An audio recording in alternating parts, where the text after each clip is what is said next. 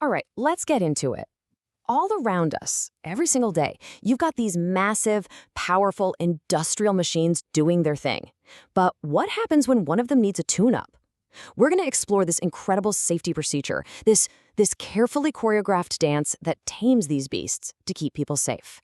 So here's the fundamental problem, right? Even when a machine is switched off, it can be a trap just waiting to spring. It's full of these hidden dangers, energy that's just lurking inside long after you flip the switch. So how in the world do you make absolutely 100% sure that off really means off? To answer that, you first have to understand what you're up against. And it's not the machine itself. Not really.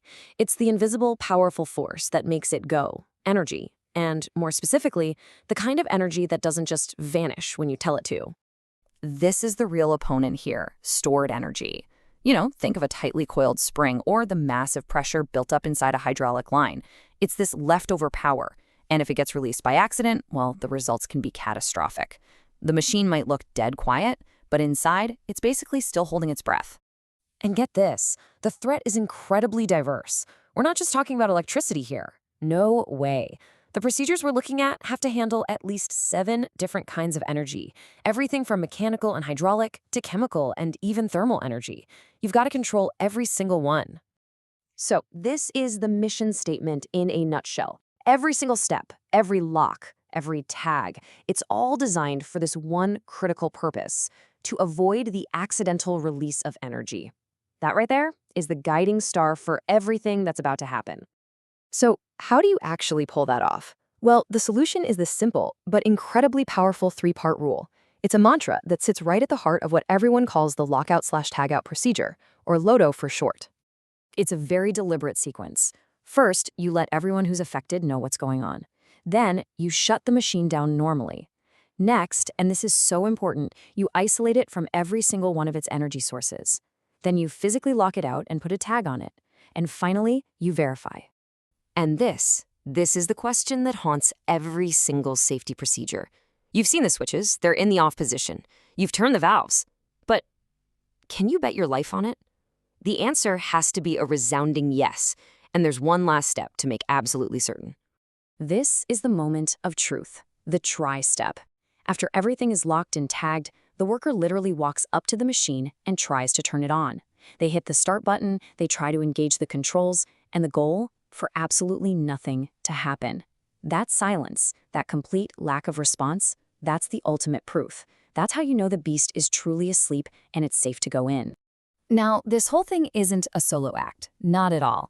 It's a team effort, like a perfectly rehearsed ballet of safety. You've got the isolation leader. Think of them as the choreographer, planning the whole thing. Then you have the specialists, your mechanics and electricians who actually apply the locks.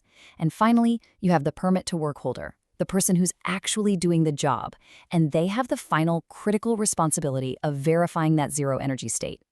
Okay, let's zoom in a little bit. Because not all situations are created equal. The way you isolate a machine has to perfectly match the task and the level of risk involved.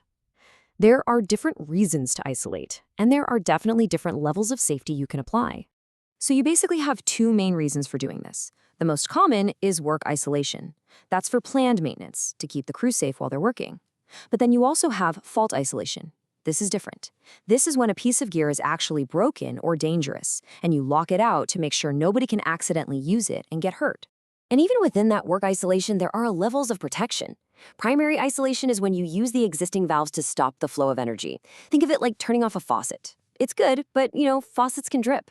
For the really high-risk jobs, you need what's called positive isolation. This means creating a solid physical barrier. We're talking about completely disconnecting a pipe or sliding a solid steel plate, a blind, into the line. There is 0 chance of a leak. It's foolproof. So when is this ultimate level of safety an absolute must?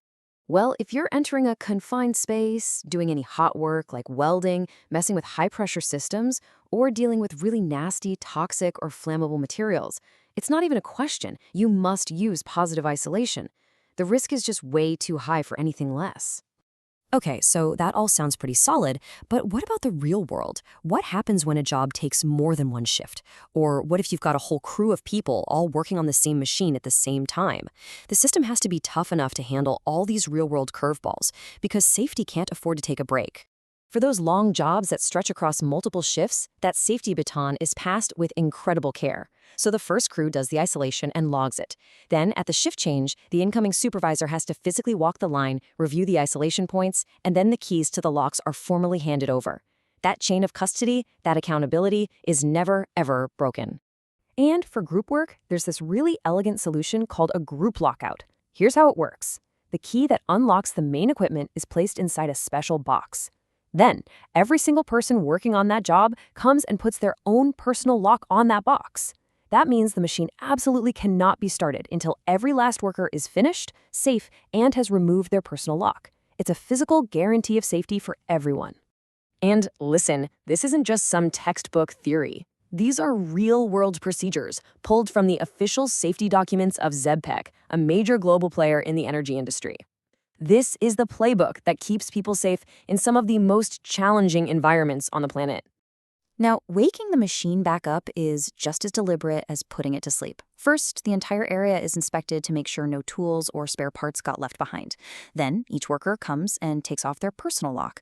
Everyone in the area is told, hey, this thing is about to go live, and only then, when all of that is done, does the authorized person remove the final isolation lock. And that brings us right back to where we started.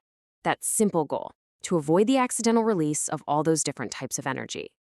But now that we've seen the whole dance, the locks, the tags, the teamwork, the verification, we can really appreciate just how much goes into making that simple statement a reality, day in and day out. It's pretty amazing to think that this detailed, life-saving dance is happening right now, all over the world, totally out of sight. It kind of makes you wonder, doesn't it?